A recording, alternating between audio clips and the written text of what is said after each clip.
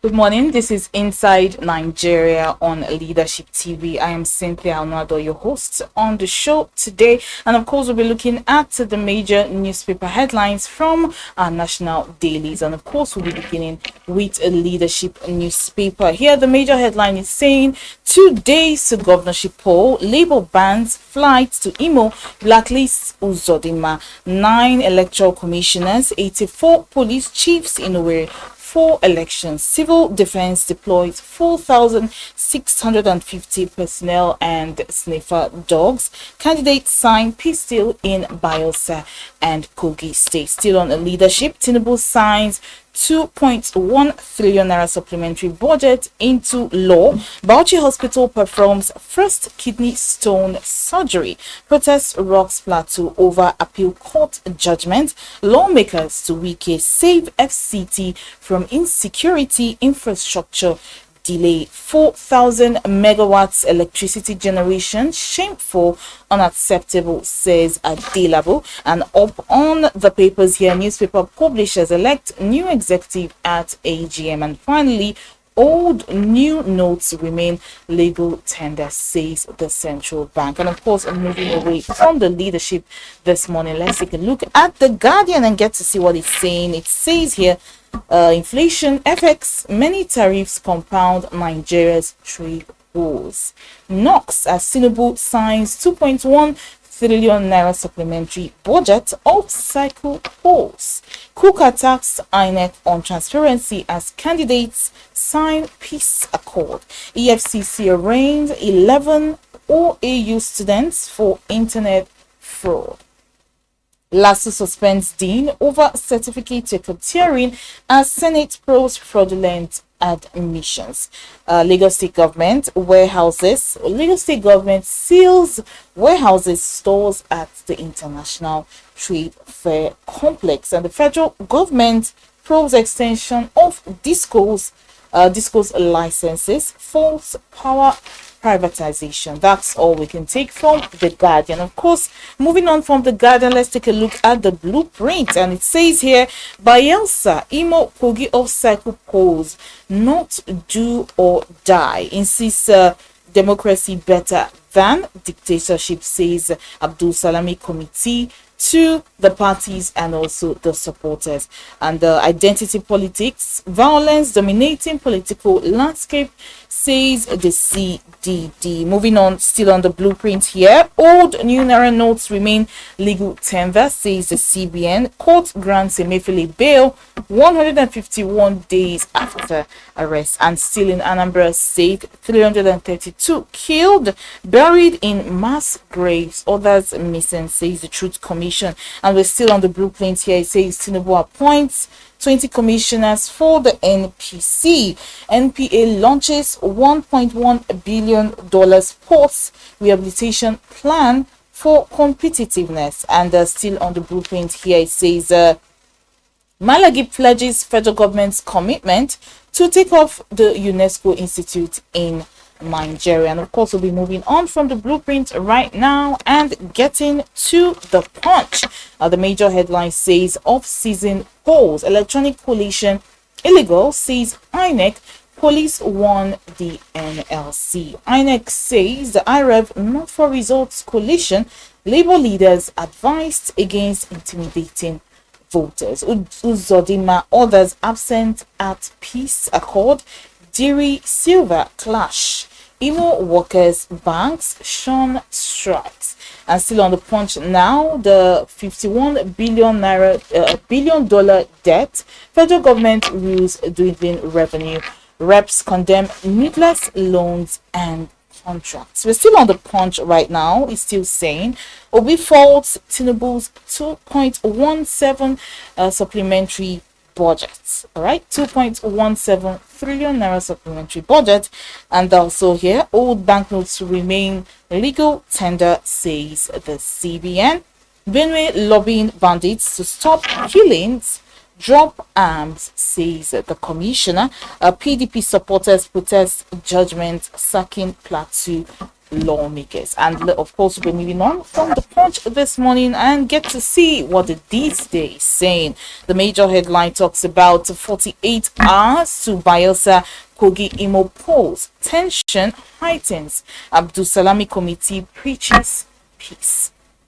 Of course, we're still on the This Day here. Court releases Emefiele to his lawyers, says there must be end to detention without trial. Still on the This Day, Information Minister Idris pledges commitment to take off new UNESCO Institute in Nigeria. And lastly on This Day here, additional Abidjan-Lagos Highway Corridor has generated $15.5 billion investment interest. And of course, we'll be going away from the This Day headline to The Nation.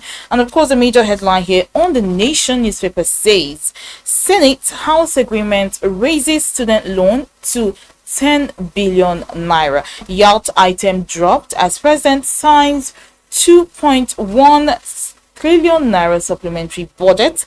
Senate launches probe. And we're still on The Nation. It says Bayelsa Imo Kogi 2023. Shetima urges vote for silver to end youth unemployment. Panel warns candidates who failed to sign peace agreement in Imo. Atiku rallies support for PDP candidates. And we're still on The Nation here. It says Emefiele out of custody after securing bail. Banker booed in court.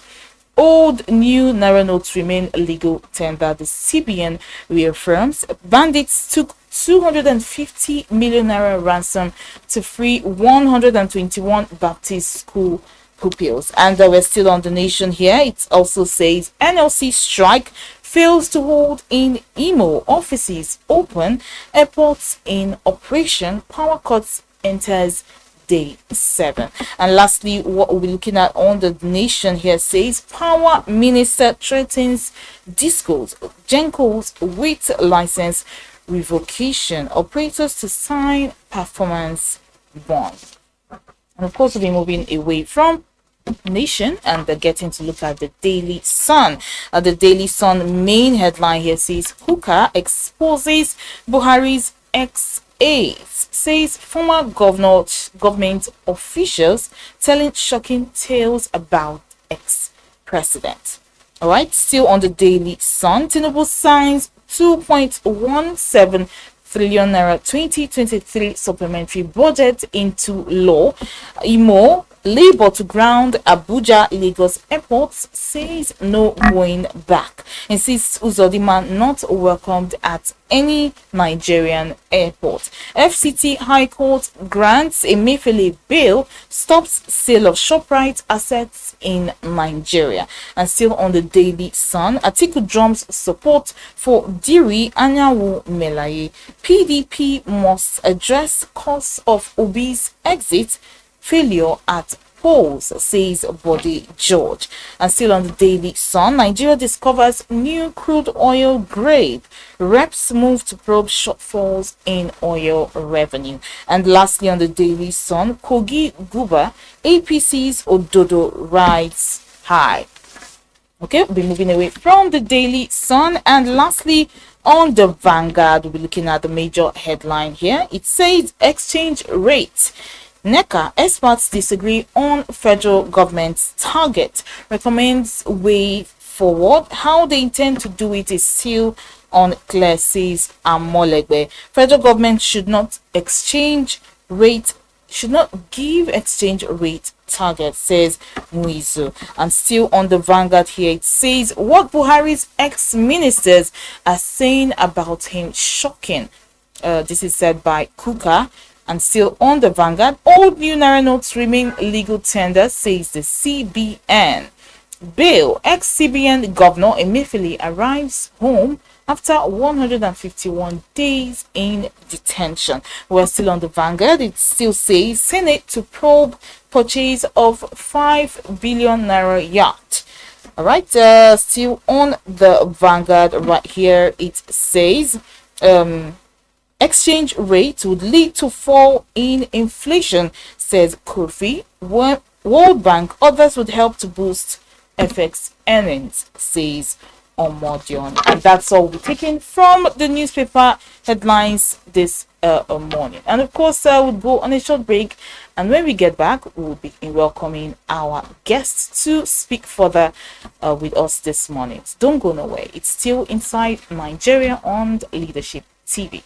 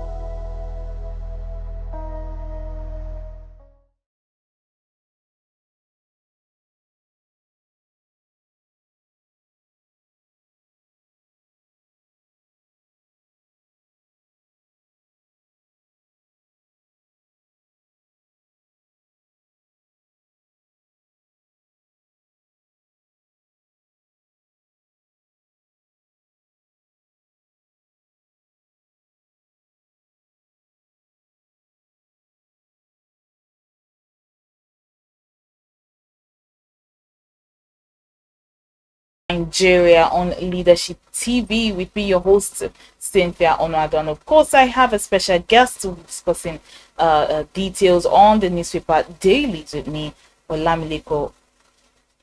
Thank you for having me. Good morning. Good morning to you. Thank you so much for joining me this morning. But let's start with major headlines on Leadership newspaper, talking about Labour bans flights to Imo and blacklists Uzodinma. I don't know how this will play out for Imo State. 2 days, 48 hours to the general elections, or rather to the governorship elections, state governorship elections. And then we're having this back and forth between the Nigerian Labour Congress, which is the CUC, and the governor, Hope Uzodinma, as a result of the manhandling of the NLC president, Joe Ajaero, right there in Owerri, Imo State. So what does this say about, the environment, the atmosphere right now? Is there cause for concern? Are there needs for security to be increased over there? It's just going to cause some sort of tension.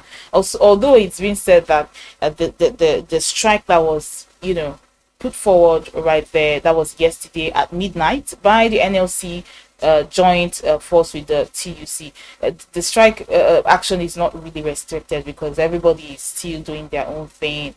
Airport workers are still right there, although there's been a 7-day blackout there in the state. What does this say for Imo State and the person of Hope Uzodinma with this happening in his state? I think it calls for concern, but it's just that as the governor feel whatever the action the NSC is taking will not really have much impact either on the election, either on the... You think so? Definitely, because at the end of the day, it will be about the people voting for who they think they want to vote for.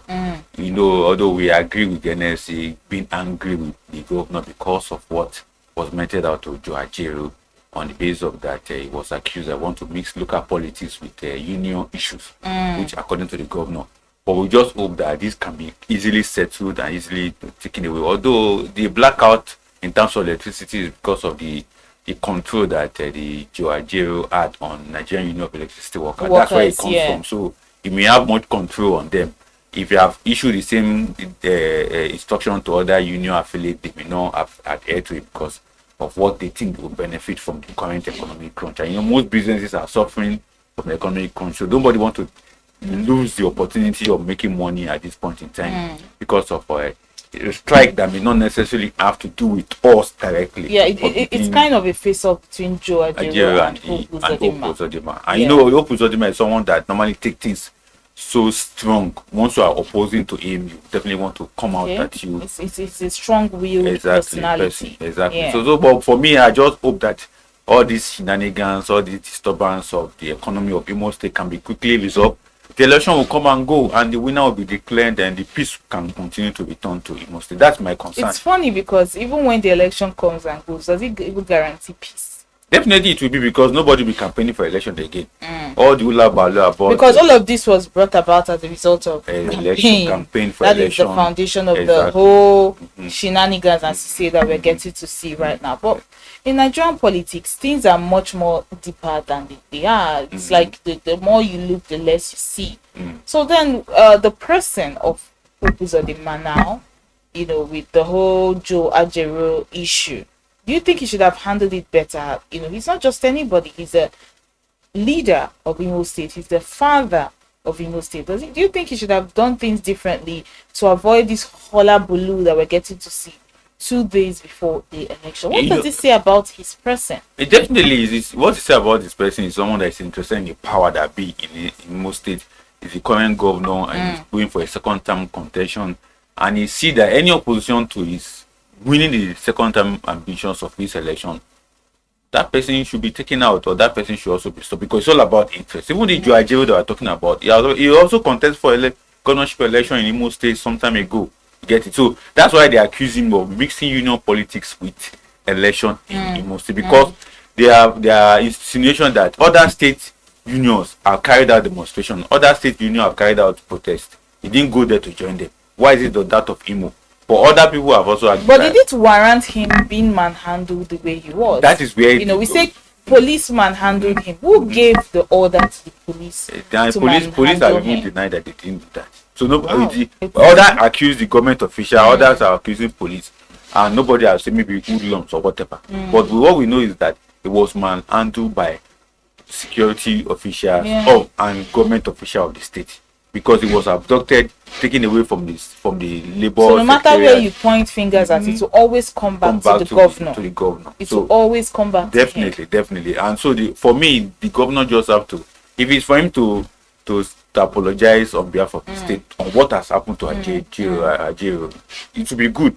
Although Labour have already made up their mind, they are going to go straight and cause havoc to strike action in the state.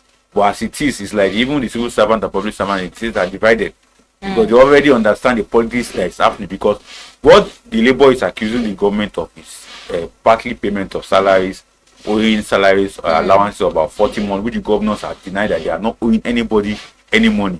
Rather that the union just want to use the opportunity to campaign for their own candidate because of the election. But if the people say they are being owed salaries, they are being owed salaries. Really? For me, for someone like me that have understood the psyche of most civil servants in Nigeria, they deny payment of their salaries when you see the alert on the phone. If you understand the psyche of every civil servant, although these are different, but they can tell you they have not been paid. Okay. They can begin to mention some allowances that government that is not even captured in document that they are owing. So if the state government say they are not owing, and the state or local, the workers are saying they are owing, it could even be a local government that the government are owing. But what we are saying that they are being owned, the government should just pay them if once they have the money and pay them and settle the matter.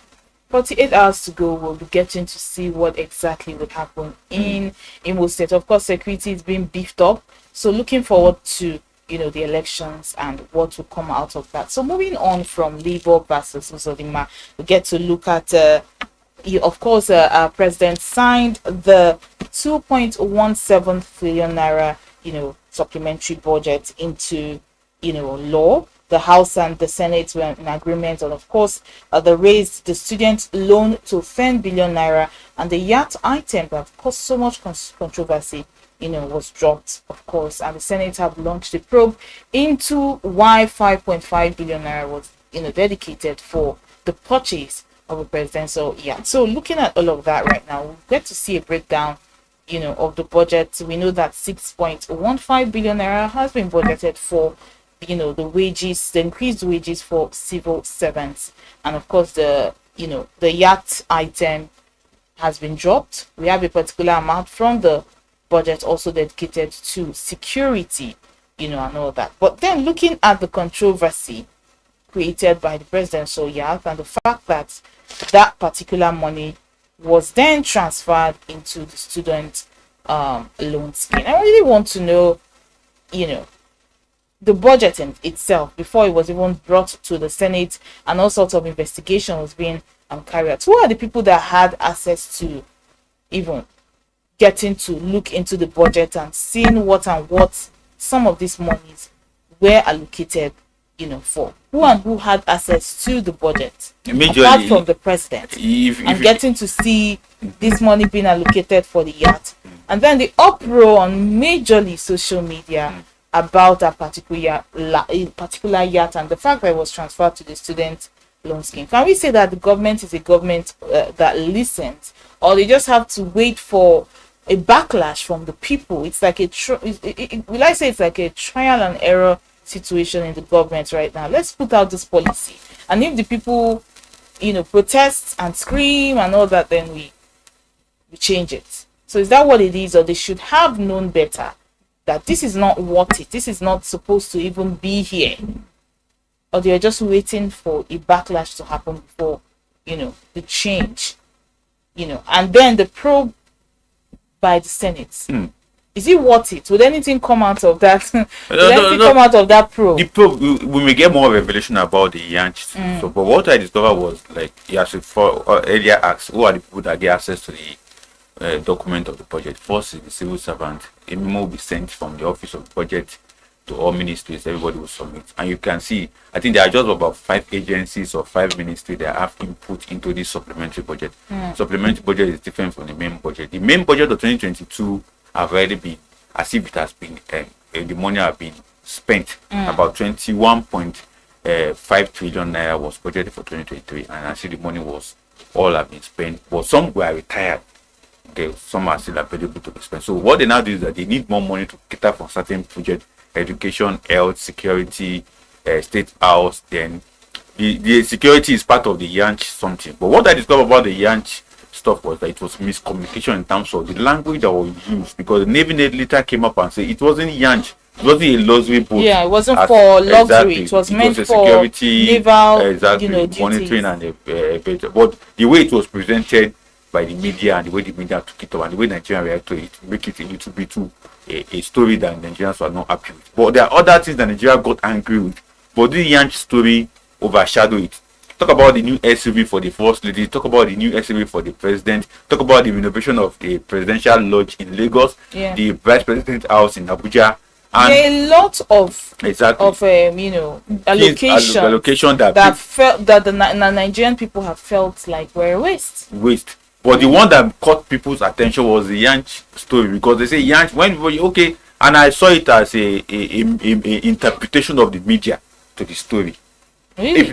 Because if they have used the correct language, the correct word that the Navy put out, that it is a communication. But it's right after the backlash that the Navy, came out to put out the story that it was for naval security duties. Exactly. That's what will happen. Even if they have used a word that people are not pleased with, they will still find a way to change the word. Are you trying to say that if this was not put in a way like a presidential yacht, yes, nobody would have raised. They would have gotten away with this 5.5 billion. Definitely, they would have gotten away because nobody would raise eyebrow. Take for instance the 656 billion that is meant for security, and the items of those security will mean training, arms, and the rest of them. Who will challenge arms and say, we they have 656 billion to go and hire SUV, hire helicopter for Nigerian army? People have been, why would you be hiring a helicopter with such amount? But look at the way they pegged it, look at the kind of language they use. So are you now against the media for fine-tuning it, or are you against the Nigerian people that always seem like they pick and choose? It's not the media we are, because you have the opinion that if it was not termed presidential yet, Nigerians wouldn't have stood They up won't. They and won't have asked, asked okay, the question. what is this 5.5 for Exactly, a yacht to be in water to take the president to where? Where is the president going to? Nobody would have asked the question, but because of the word, the kind of word. But this is the information that is available to people, and people will react to the information they have access to. Definitely, people will react to the information, but there are some hidden information, especially in budget item. 2.117 trillion has been budgeted as supplementary budget. There are some items that are repeatedly. If you like 2026 budget now, 2024 budget now, there are some things that 2022 budget have captured, but they are repeating the same thing in 2026, 2024. But no Nigerians will that are not necessary. But nobody imagine a government agency buying computer. They won't be, yes, because the language is quite simple to understand. But when they now use something that a little bit frivolous, that's where big to raise suspicious eyes on it. Okay, so you have the opinion that Nigerians should be more in tune with information, ask the right questions, and not just wait for this sensationalization or something like that before they react. Although it will take a very deep understanding of the budget language for you to, because there are some items in it. If a government say we are buying ambulance now, people will query ambulance. But when government say we are buying medical equipment, nobody will ask any question. But in budgetary, item by item, unit by unit, supposed to be followed through. But when you don't follow through, you just look at someone that's so a little bit frivolous, that look too shenanigans. You raise the issue. But there are one, and in the budget processes, when they want to steal money in government, they use a language that are more pleasant to Nigerians. That you can't quickly suspect that money will be stolen. There will not be an uproar. Exactly. Yeah. Like in the 2022 budget now, over 8 billion have been squandered by contractors who collected mobilization fee, and they can't find them at the site of the contract. Wow. But nobody is raising eyebrow. But because people who understand budgetary are now bringing this to the fore. But by the time you begin to mention the names of those companies now, Nigerians will wake up and say, yes, we know this person. Where did he make money from? We know the owner of the company. Yeah, billions of naira unaccounted for. Exactly. Okay, moving on from the budget now, let's look at CBN saying the old and new naira notes remain legal tender, and reaffirming that, of course, Nigerians can continue to make use of the old and new naira in circulation. The CBN can continue to reimburse the old and new naira into circulation, but of course they're advising that you can make use of other options for payment, not just cash, but of course other technical methods of doing business and using the naira. So what does this say now about the CBN? And we know Emefiele is having his own fair share of issues with the law, and now, because I know this old naira was supposed to phase out of circulation December 1st, at least that was what we were told, while the new naira was being produced. So what do you have to say about the thing is that it's a good omen for Nigerians, because last 2 weeks there was shock within the banking sector. Most of the banks are withdrawing the old notes. We go to ATM. It's just like panic withdrawal. Exactly. Yeah. So most of the ATM were not having to dispense the old notes. They were dispensing new notes. So CBN now came up and said, no, continue to use the old notes alongside the new notes. According to the court verdict, is by December 31st. So what our advice is, let CBN go to court, and so that they can quickly withdraw that particular verdict and ruling, so that Nigerian can have a peace of mind, because somebody can still go to court and challenge CBN. After all, the court says all those busybody Nigerian who doesn't have anything to do, they will just find their way to the court and begin to challenge something that is not expected, because someone can go to the court on this and say 31st of December is and now we are saying CBN should do something. We don't want such panicking or such on or LD debates around the old notes issue. So CBN should go to court, let them seek court ruling, so that that particular judgment can be suspended. Then you can now have a new relief. And I want to believe that the CBN legal department could do this before the end of the week, or by then just finding a summon to the court, and the court will definitely withdraw that particular relief, and Nigeria will have a free air to breathe in terms of old and a new note, and we can continue to use both at the same side along. I don't know if to say Godwin Emefiele has been the most controversial CBN governor, but of course there is a lot more that the current CBN governor can learn from, his situation and how he handled the CBN when it comes to information dissemination and Exactly. policies. Exactly. Letting the people know, carrying the people along. This is the Central Bank of Nigeria. People want to know how their businesses are doing, the next step to take, how their monies are. So you can't just wake up one morning and put out a law and everybody is running, helter skelter. So the CBN needs to do better when it comes to information dissemination. But of course, I think I'm thrilled with this particular news. Definitely, because we even need more of it. I think It can just be at the urban center that we are hearing this. We should go down to the rural areas so that I know that the old notes continue to be used in Nigeria. I think a few months ago I was trying to get some items from a mall, and there were a group of people that didn't want to accept the new notes. They're like, okay, to soon phase out, why are you giving me the new notes? And I was just confused. Is it getting to this? So it's better they put out this information before it gets much worse, because you get to see people refusing the old notes and saying to soon phase out and all of that. So that's that about that. Moving on from the Nation newspaper, let's look at this Punch newspaper headline. Lastly, talking about electronic collation illegal, says INEC, and the police is warning the NLC also. The INEC says that the IREV is not for result collation.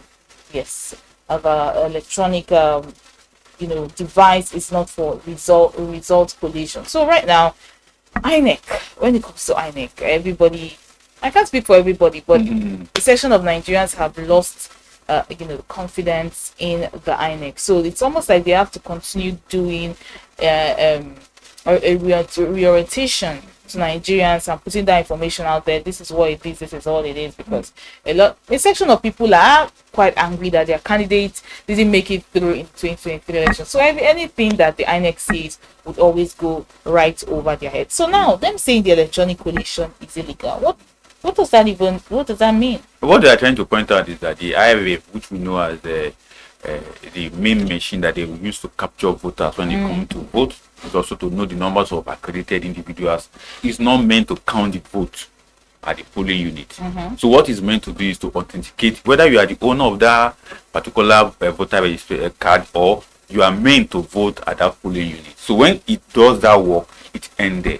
So collation of results will be done manually. Collation of results is manual. So it's not meant that to. Is just that's what needs to be established. But a further use of the IREV is that to authenticate the numbers of people who came to that polling unit to vote. Okay. To help us to verify that, and all people to justify the numbers of people who vote and the numbers of people who came to conduct themselves in that particular voting center. That's the work. So anybody thinking maybe IREV will be used to count vote, you know that IREV is not going to be used to count vote. Okay. Vote to be counted manually. All right. I know a lot of Nigerians still need the orientation and the information about the IREV. It's like some people are so angry, feeling like their votes didn't count. The technology that was being used back in February 2023 did not amount to anything. So INEC needs to do a lot more. I know it's just 48 hours, but of course these 48 hours are still very, very important. They can still disseminate a lot more information. So basically, the collation of results are manual. Okay, the 1, 2, 3 that is always done at every voting center is what still stands till tomorrow. Okay, I think we'll call it a day right now on Inside Nigeria. Thank you so much for joining me, Olamide. Thank you very much. I really appreciate you. My name is Cynthia Onada. I'll be back tomorrow with more on the Inside Nigeria, looking at our major newspaper headlines from our various dailies here in Nigeria. Keep it a day with me. Thank you for watching Leadership TV.